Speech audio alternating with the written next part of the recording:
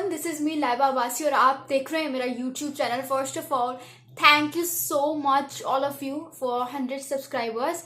I am very very happy because मैंने नहीं सोचा था कि इतनी जल्दी 100 सब्सक्राइबर्स का जो एक माइलस्टोन है आई अचीव दैट। और क्योंकि यूट्यूब पे प्रोग्रेस भी बहुत ज़्यादा स्लो होती है, पर I am really really happy कि आप लोगों ने मुझे इतना अच्छा रिस्पॉन्स जो है वो इतनी जल्दी दिया।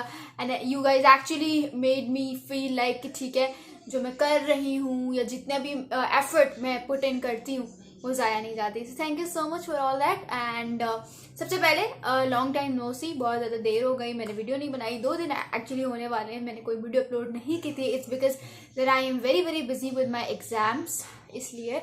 लेकिन आई ट्राई माई बेस्ट कि मैं रोज़ जो है, अगर मैं कोई वीडियो अपलोड नहीं करी तो मैं कोई शॉर्ट अपलोड कर दूँ जिसमें मैं आपको डिफरेंट चीज़ें बता रही हूँ। सो मेक श्योर कि आप लोग जो है वो डिसअपॉइंट ना हो और अंडरस्टैंड करें, बिकॉज अब वीडियोस की भरमार आने वाली है, क्योंकि नॉन स्टॉप क्रिकेट सीजन जो है वो तो हमेशा ही चलता रहता है। So let's start today's video. सबसे पहले तो आज की वीडियो की जो शुरुआत होती है वो होती है बहुत ही दर्दनाक न्यूज़ बहुत सारे फैंस के लिए, क्योंकि आप लोगों ने देखा होगा कि बाबर आजम और मोहम्मद रिजवान का जो एक T20 का ओपनिंग पेयर बना हुआ था और वो बहुत सक्सेसफुल ओपनिंग पेयर साबित हुआ था, बिकॉज वो जो हमारा एक पेयर बन गया था T20 इंटरनेशनल्स में, वो मैच विनिंग पेयर था, राइट। अच्छा स्टार्ट देना टीम को और फिर eventually leading to a good win, इस तरह का पेयर बन गया था।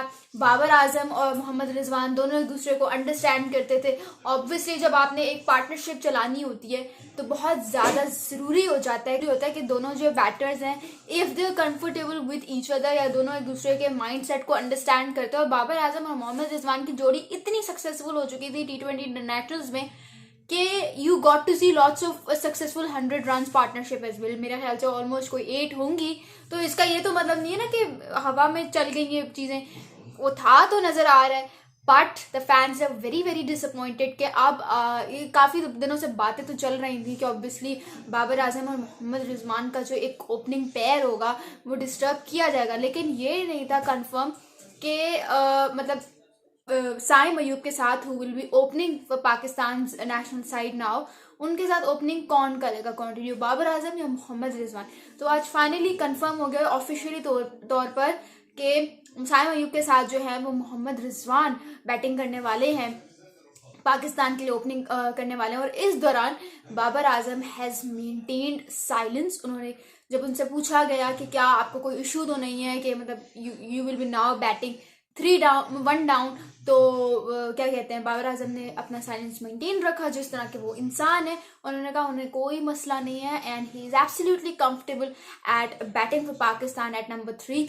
तो जो है वो फिर अब जो है वो आप देखेंगे जो अपकमिंग हमारी T20 सीरीज स्टार्ट हो रही है against New Zealand in New Zealand from 12 जनवरी, उसमें आप साइम अयूब और मोहम्मद रिजवान को देखेंगे पाकिस्तान के लिए इनिंग्स ओपन करते हुए। So very exciting. बट मुझे ये लगता है, बहुत सारे लोग ये भी कह रहे हैं कि बाबर आजम के लिए एक सपोर्ट कैंपेन चलानी चाहिए। देखिए, मैंने आपको हमेशा एक बात ये की है कि जो T20 है ना, वो एक ऐसा फॉर्मेट है, और स्पेशली जो बायलैटरल्स हो रहे होते हैं उसमें आप बैकअप तैयार करते हो। you actually head on with giving a chance to your youngster players। उसमें आप देखते हैं कि कौन सा आपका यंगस्टर है जिसको आप एज अ बैकअप तैयार कर सकते हो, बिकॉज ऑब्वियसली आप लोगों के पास जो पाकिस्तान की सबसे बड़ी एक कमी रही है या एक ड्रॉबैक रहा है, वो यही है कि हमारे पास जो है वो कभी भी बैकअप ऑप्शन तैयार नहीं होता किसी का, तो जिसकी वजह से जो है वो हम लोग नहीं कर पाते ठीक से। लेकिन अब आपको जो है मेरे ख्याल से कि अब ये लोगों का कहना कि आप लोगों ने जो है वो मोहम्मद रिजवान को दे दी है और बाबर आजम का मतलब आपने डिस्टर्ब कर दिया उनकी बैटिंग पोजीशन, देखिए it's very fine until and unless Babar Azam rest करते। बट देखिए, बाबर आजम का जिस तरह का टेम्परामेंट है, मुझे नहीं लगता कि अगर आप उनको मिडिल ऑर्डर में लेकर आते हैं so he will bat that finally, क्योंकि अभी उनका करियर स्टार्ट हुआ है, मतलब वो अपने करियर के मिडिल में है। एंड ये उनकी वो एज है, ये उनकी वो स्टेज है जहाँ पे वो बहुत सारे रिकॉर्ड तोड़ सकते हैं। और इस फेज में उनकी बैटिंग पोजीशन डिस्टर्ब करना, ये जानते हुए कि वो अपने टेम्परामेंट के खिलाड़ी हैं और वो उसको डिस्टर्ब नहीं होने देते। ऑब्वियसली जब वो पहले उनकी फॉर्म ख़राब चल रही है और इस सिचुएशन में उनका मज़ीद जो है वो डिस्टर्ब करना उनकी पोजीशंस को, मेरा ख्याल से ये थोड़ा सा ऑड है, थोड़ा सा नहीं बहुत ऑड है और ऐसा नहीं होना चाहिए था। Babar Azam should have spoken it for himself but he didn't. So इसके पीछे कोई ना कोई मकसद होगा, कोई ना कोई रीज़न होगा। बट आई फील लाइक कि अगर बाबर आजम को रेस्ट दिया जाता है तो नए ओपनिंग पेयर के साथ जाने में कोई हर्ज नहीं है। लेकिन अगर आप उनकी बैटिंग पोजीशन डिस्टर्ब करके जो है वो कभी फ़खर को 3 पे लेकर आ रहे हैं, कभी बाबर को 4 पे लेकर आ रहे हैं, कभी बाबर को 3 पे फ़खर को 4, तो वो चीज़ जो है वो बहुत ज़्यादा नुकसानदेह साबित होगी। क्योंकि ऑब्वियसली जो पाकिस्तान की T20 साइड है उसको तो फिर आप कहते हैं ना कि स्ट्रॉन्गेस्ट कम्बिनेशन, क्योंकि उसमें आपके पास फास्ट बॉलर्स में बहुत सारे ऑप्शन आ जाते हैं। उसमें आपके पास जो है वो बैटिंग पोजीशंस में बहुत सारे ऑप्शन आ जाते हैं। देखिए ना, अब आपका जो टॉप ऑर्डर है उसमें आपके पास you've got lots of batsman, lots of quality batsman actually. उसमें आपके पास फ़खर जमान है, उसमें आपके पास मोहम्मद रिजवान है, बाबर आजम है, साइम अयूब है, मोहम्मद हारिस भी होंगे, who is actually not selected for the T20 series against New Zealand. लेकिन अगर आप वैसे ओवरऑल T20 साइड की बात करें तो उसमें आपके पास मोहम्मद हारिस भी होंगे, ठीक है, Azam Khan. Actually Mohammad Haris top order के बैट्समैन नहीं है, he is middle order batsman, but फिर भी मोहम्मद हारिस आपके पास एक नाम है। आजम खान, इफ्तिखार अहमद, बॉलिंग ऑप्शंस आपके पास बहुत ज़्यादा है। शाहीन शाह अफरीदी, जमान खान,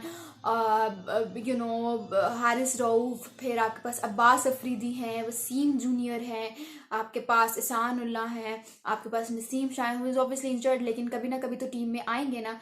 स्पिनर्स, हम मिडिल में स्पिनर्स जो विकेट्स आपको लेके देते वो बहुत ज़्यादा लैग करते हैं। हमारे पास एक टाइम पे होते थे शाहिद अफरीदी और सईद अजमल जो कि विकेट टेकिंग स्पिनर्स होते थे, लेकिन अब हम उस चीज़ के साथ बहुत ज़्यादा स्ट्रगल करते हैं। हमें देखने को मिला कि हमारे पास कोई ऐसा प्रॉपर स्पिनर नहीं था जो है टीम के लिए डिलीवर कर सके। ऑब्वियसली शादाब खान तो अब वाइस कैप्टन नहीं रहे, मोहम्मद रिजवान को वाइस कैप्टनसी दे दी गई है, बट इट्स दैट पॉइंट, ये वो पॉइंट है कि आप देखें शादाब खान कॉस्टली हो रहे थे, ठीक है, whether you talk about him in one day international या T20 में भी उनकी कोई परफॉर्मेंस इतनी कोई खास रही नहीं है, वो एक्चुअली जो है वो बात है। लेकिन overall he is been very very good and जिस तरह से कहते हैं आप, उसामा मीर को ट्राई किया जाएगा, उनको चांस दिया जाएगा सीरीज में obviously, and Usama Mir is actually capable of doing a lot, क्योंकि वो BBL में भी करते आए हैं। फिर मोहम्मद नवाज़ हैं, मोहम्मद नवाज़ को भी आप चांस देंगे ऑब्वियसली, लेकिन ऑब्वियसली साहिबजादा फरहान को उस तरह से चांस नहीं मिलेगा, क्योंकि जब आप देखते हैं कि मतलब आपके पास ऑब्वियसली इतने ज़बरदस्त ऑप्शंस हैं टॉप ऑर्डर में, तो फिर साहिबजादा फरहान जो कि यंगस्टर हैं उनको चांस मिलना मुश्किल है। लेकिन लेट्स सी कि क्या होता है। आपको पता चल गया होगा कि जो शादाब खान है he is no more the vice captain of our national team, वो अब हमारी नेशनल टीम की कप्तानी नहीं करेंगे। और अच्छा फैसला है एक कि मतलब आपने जो है वो शाहीन शाह अफरीदी, देखिए मोहम्मद रिजवान को जो एक वाइस कैप्टन बनाने का डिसीजन था, I think it was perfect. It is because देखिए वो एक कैप्टनसी मटीरियल है, the way he is been leading Multan Sultan for the last 2-3 years, that has been absolutely amazing. Shaheen Shah Afridi ने जिस तरह से लाहौर कलंदर्स को फर्श से लेकर अर्श पर कर दिया है, I think it's more appropriate to say it in such a way, but या जिस तरह से उन्होंने लाहौर कलंदर्स को 2 टाइटल्स कंसेक्यूटिवली जितवाए हैं वो बहुत बहुत बहुत ज़्यादा इंप्रेसिव है, you know, leading his team from the front. और जिस तरह से उनकी बैटिंग कोलैप्स कर गई थी, लेकिन उनका नीचे से फिर आकर एक फुल कैप्टन की तरह जो है वो लीड करना टीम को और वो क्रूशियल रन स्कोर करना, आई थिंक 40 समथिंग की उन्होंने बारी खेली थी, तो वो बहुत ज़बरदस्त है और वो शो करता है कि वो एक बहुत अच्छे कैप्टन साबित होंगे पाकिस्तान के लिए in the upcoming T20 series और T20 वर्ल्ड कप में, जो उनकी सबसे बड़ी असाइनमेंट होगी। तो मोहम्मद रिजवान और शाहीन शाह अफरीदी का यहाँ पे जो कॉम्बिनेशन बना है, that is absolutely amazing and wishing them best of luck. Babar Azam के लिए भी एक तरह से अगर ही इज़ नॉट रेस्टिंग तो उनके लिए भी एक बहुत बड़ी असाइनमेंट है और he is actually about to break a record.